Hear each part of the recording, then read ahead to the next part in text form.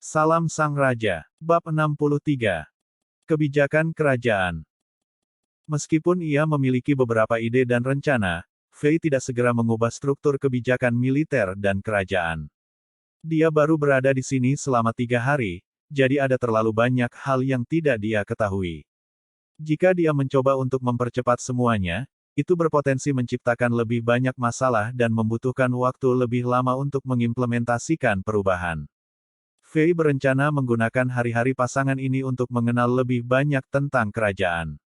Pertemuan berlanjut. Itu tidak seserius dan sehebat pertemuan dengan Raja dan Kaisar dalam serial TV dan film di bumi. Justru sebaliknya, suasana di aula eksekutif sangat semarak. Di daerah di bawah tahta itu ada sungai tipis buatan yang mengalir melalui aula. Bahkan ada beberapa ikan mas yang berenang di dalamnya. Di kedua sisi, ada 2 baris kursi batu yang diletakkan dengan rapi. Kulit lembut menutupi kursi sehingga para peserta rapat dapat menyuarakan pendapat mereka dengan nyaman. Setiap orang memiliki kekuatan dan kesempatan yang sama, mereka bisa berdiri dan menyatakan pendapat mereka tanpa persetujuan raja, dan mereka bahkan akan masuk ke argumen panas jika mereka memiliki pendapat yang bertentangan. Perasaan demokrasi dan kebebasan yang halus dan bayi diam-diam menyebar ke aula. Ini adalah pertemuan pertama yang Fei selenggarakan sebagai raja setelah pulih menjadi orang normal, sehingga semua orang dengan status memiliki kesempatan untuk berpartisipasi. Di pihak militer, kecuali Bruk umum, 22 orang kuat termasuk Pers dan Drogba memiliki kursi resmi. Para pemimpin dari Chambord ini mengatakan apapun yang terlintas dalam pikiran mereka mengenai struktur kerajaan.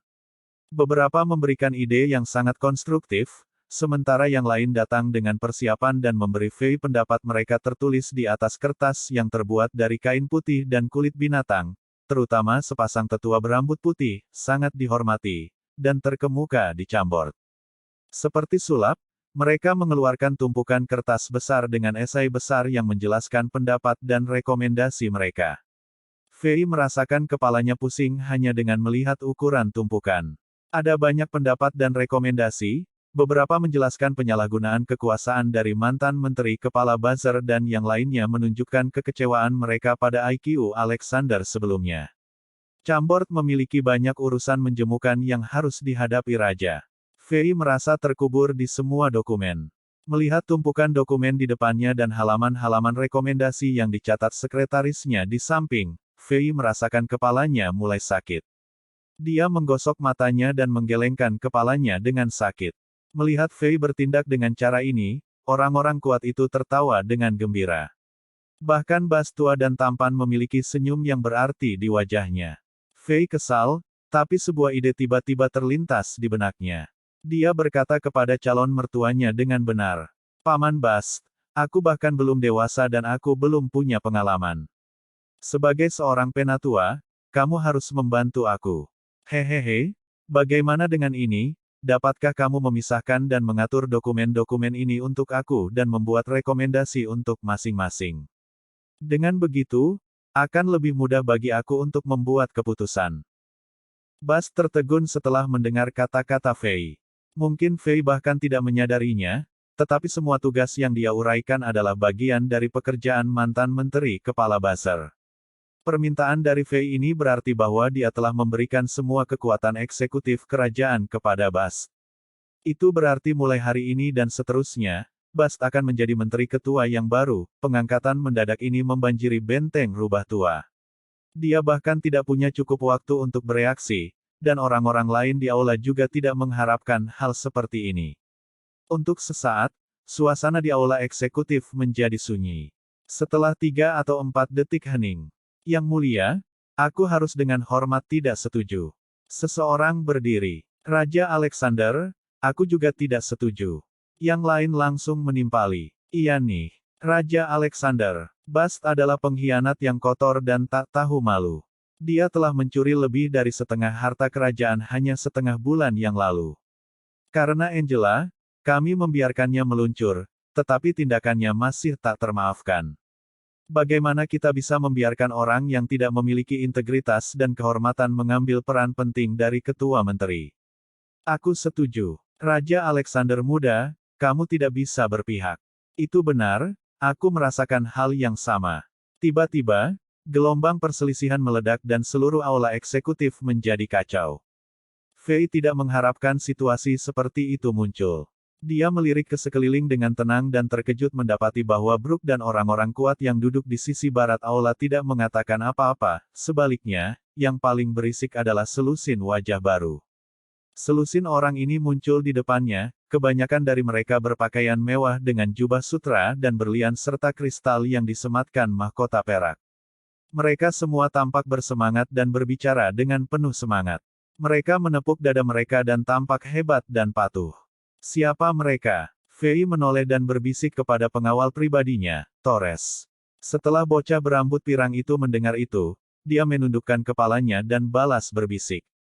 Yang mulia, keenam pria di depanmu yang mengenakan mahkota perak adalah bangsawan tertinggi di kastil, dan 5 pria berpakaian mewah adalah pedagang terkaya di kerajaan.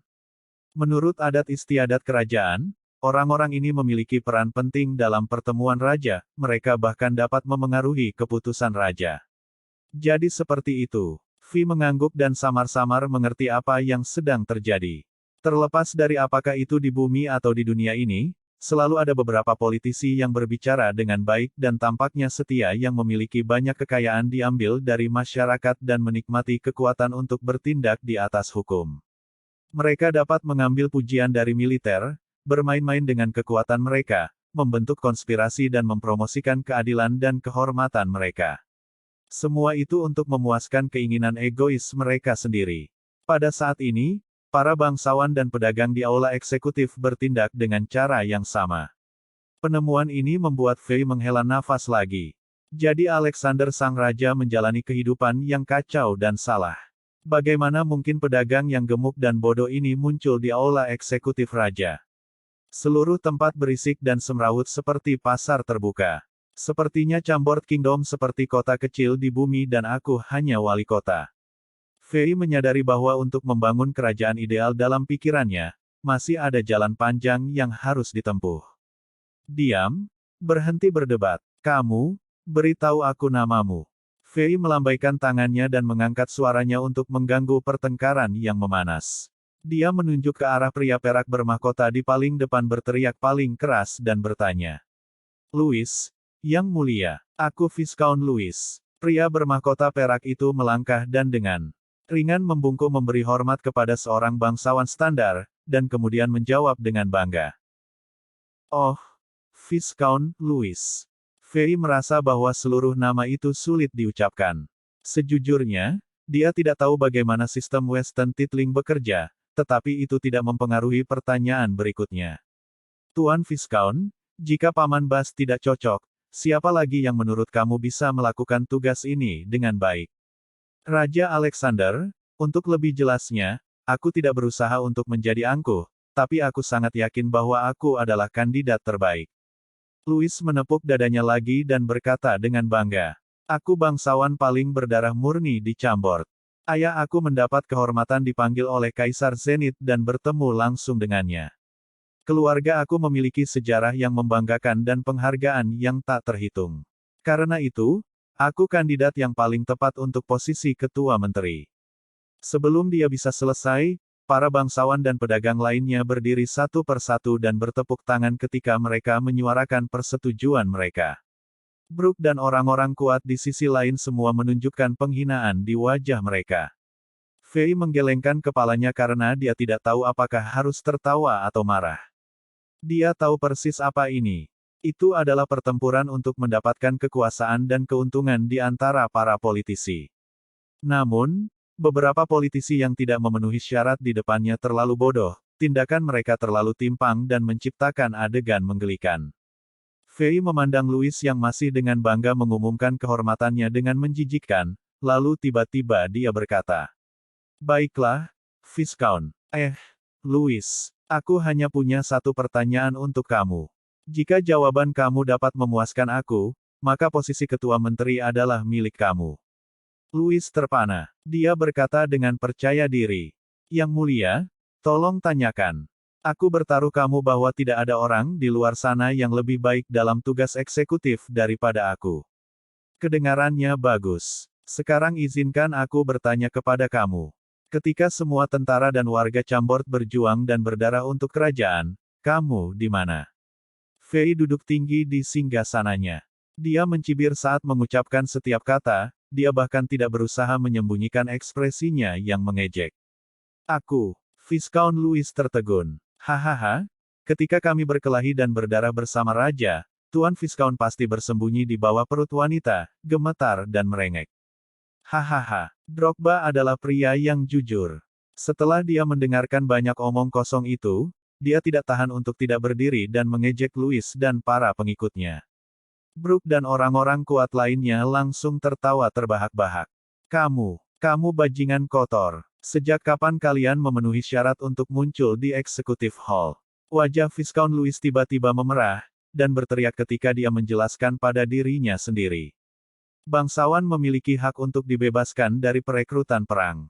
Sebagai bangsawan berdarah murni di Chambord, tentu saja aku tidak akan seperti kalian sekumpulan petani rendahan, melakukan semua pekerjaan membosankan untuk bertarung dan membunuh. Berjuang dan membunuh itu membosankan. Wajah Fei menjadi dingin ketika dia mendengar itu. Dia berkata dengan marah, "Baiklah, itu saja, Viscount Louis, aku sangat tidak puas dengan tanggapan kamu. Sayangnya, kamu tidak akan mendapatkan posisi ketua menteri. Juga, Viscount sayang, berhati-hatilah dengan siapa yang kamu hina. Orang-orang yang kau sebut bajingan ini adalah para pahlawan yang membela Chambord. Jika aku mendengar kamu tidak menghormati para pahlawan Chambord lagi, kamu akan mendapat kehormatan menjadi jiwa sial pertama yang gelar bangsawannya dilucuti olehku." Saat dia mengatakan itu, niatnya untuk membunuh tidak lagi terkandung di dalam matanya. Louis tertegun dan tidak berani mengatakan sepatah kata pun. Kemudian, Fei berbalik dan berkata kepada calon mertuanya, "Paman Bas, sepertinya aku harus merepotkanmu dengan mengatur dokumen-dokumen untukku." Hehe, Viscount Louis ini hanya mengingatkanku, aku sekarang secara resmi menyatakan bahwa mulai hari ini, kamu akan ditunjuk sebagai ketua menteri Chambord yang baru. Pada titik ini, Bas telah sepenuhnya tenang dari keterkejutan awalnya. Setelah mendengar penunjukan resmi ini, lelaki tua tampan itu tidak menolak, dia membungkuk dengan anggun untuk menunjukkan penerimaannya. Yang mulia, aku tidak setuju, kamu tidak bisa melakukan ini. Ini jelas favoritisme. Menunjuk seorang pengkhianat sebagai menteri kepala akan menghancurkan seluruh kerajaan Chambord. Ketika dia melihat pandangan Viscount Louis yang bermakna, Fei sangat marah. Jika seseorang pengecut, maka mereka seharusnya hanya menyelipkan bola dan berpura-pura mati. Namun, orang-orang di depan Fei mendorongnya hingga batas kesabarannya. Mereka bertindak seolah-olah mereka benar dan berbakti. Fei membenci politisi palsu semacam ini, kenangan buruk tentang ini dari kehidupannya di bumi tiba-tiba muncul di benaknya. Dia tidak menahan sama sekali ketika dia membanting telapak tangannya ke gagang tahta. Berdiri, menunjuk hidung berlemak dan bersumpah dengan kasar. "Pergi sendiri. Aku suka pilih kasih, kamu pikir kamu siapa? Apa yang bisa kamu lakukan? Mulai sekarang, orang-orang tolol yang memalukan ini tidak akan pernah muncul di istanaku lagi. Di mana para penjaga? Buang babi gemuk yang tidak berkualitas ini dari sini." Segera setelah Fei selesai, selusin tentara lapis baja bergegas masuk, mengambil beberapa pedagang besar dan melemparkan mereka ke jalan. Di bawah terengah-engah dan ekspresi luar biasa di wajah semua orang, keenam bangsawan yang tersisa saling menatap dengan malu dan akhirnya duduk dengan tenang di kursi mereka. Fei duduk tinggi di atas tahta. Dia melihat sekeliling, dan tidak ada seorang bangsawan pun yang berani menatap matanya. Kekuatan besar para bangsawan, distribusi kekuasaan yang kacau dan sistem politik telah memperkuat tekad Fei dalam merestrukturisasi sistem administrasi kerajaan dan militer. Karena aku sudah menjadi Raja Chambord dan nasibku terikat erat dengan orang-orang di depanku, aku tidak boleh untuk tidak bekerja keras, aku harus mengubah situasi saat ini dan menjaga serta melindungi semua hal yang kuhargai. Setelah memikirkannya, Fei tahu mengobati penyakit mematikan membutuhkan obat berat. Dia harus memberi kerajaan obat dosis tinggi untuk mengatasi masalah ini. Dia beralih ke mode paladin dan sensasi suci, cerah dan terhormat terpancar dari tubuhnya. Dia berdiri di depan tahta dan dengan ekspresi tegas di wajahnya, dia berkata dengan tegas, Sebagai Raja Chambord, aku menyatakan bahwa selama 10 hari ke depan, aku akan merevolusi distribusi kekuasaan, sistem administrasi dan militer. Mulai hari ini, semua perintah dan prosedur dalam sistem administrasi dan militer akan dihapuskan, dan seluruh kerajaan akan memasuki penyesuaian 10 hari pasca perang. Selama waktu ini, semua tugas administrasi dan eksekutif harus diurus oleh Bast, dan tugas militer akan diurus oleh Brook. Jika ada di antara kamu yang memiliki ide bagus untuk rekonstruksi dan revolusi ini, bicarakan dengan Bast dan Brook tentang hal itu dan mereka akan melaporkannya kepada aku. Keagungan Raja dan kekudusan Paladin digabungkan bersama pada saat ini. Suara Fei bergema di sekitar istana. Tidak ada yang berani membantahnya, semua orang membungkuk dan tunduk pada perintah Fei.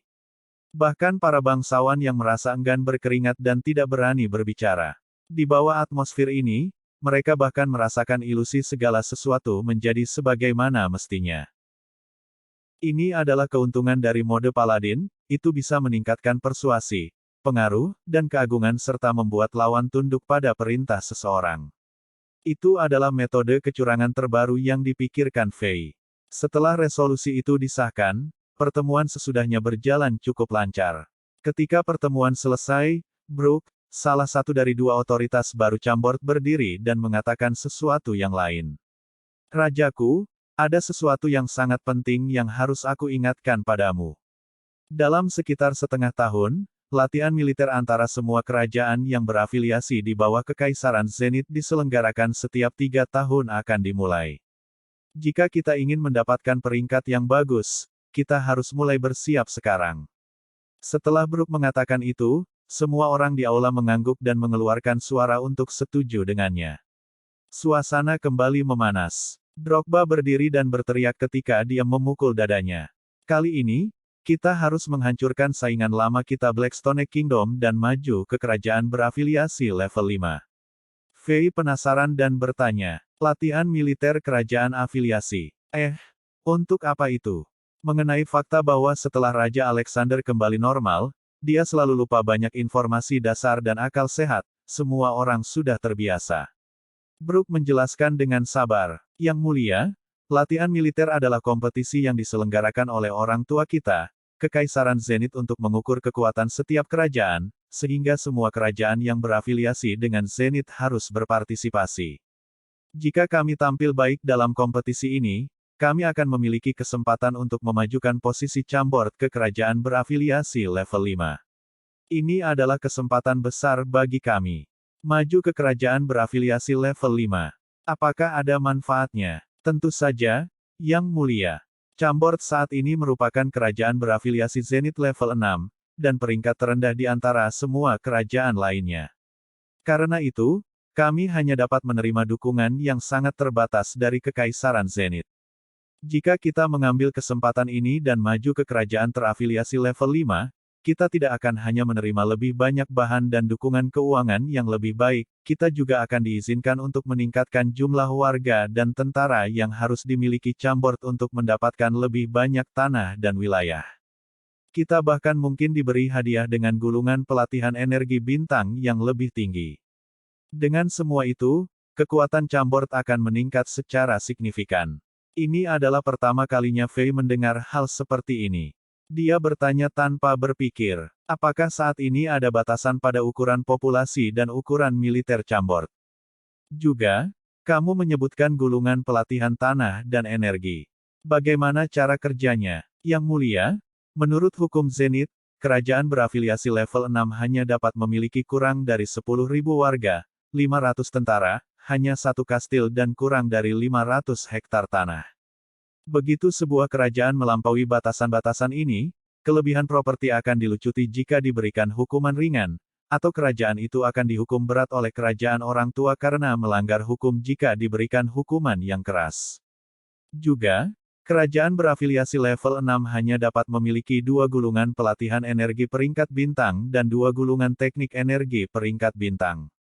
Berdagang dan memperoleh gulungan energi dan teknik tingkat tinggi dilarang keras, konsekuensi dari pelanggaran undang-undang ini akan menjadi lebih parah. Brook melanjutkan, begitu kita maju ke kerajaan berafiliasi level 5, Chambord akan dapat memperoleh dan mempertahankan 2 kali lipat sumber daya yang dimilikinya sekarang, dan kekuatan Chambord akan meningkat secara eksponensial. Sesuai dengan itu, jika kita bisa maju ke kerajaan yang berafiliasi level 4, level 3, level 2 atau bahkan level 1, batasan akan semakin longgar. Apa saja hukum STI ini? Bukankah Kekaisaran Zenith ingin kerajaan afiliasinya menjadi lebih baik dan lebih kuat? Fei tidak bisa langsung mengerti. Ada pepatah lama di benua Azeroth, seekor anjing yang terlalu ganas dapat merobek tenggorokan pemiliknya. Untuk kerajaan orang tua, mereka harus memastikan bahwa kediktatoran mereka tidak akan diancam oleh orang lain. Jadi atas dasar tidak mengurangi kekuatan kekaisaran secara keseluruhan, semua kekuatan kerajaan-kerajaan mereka yang berafiliasi harus dibatasi secara ketat. Bersambung.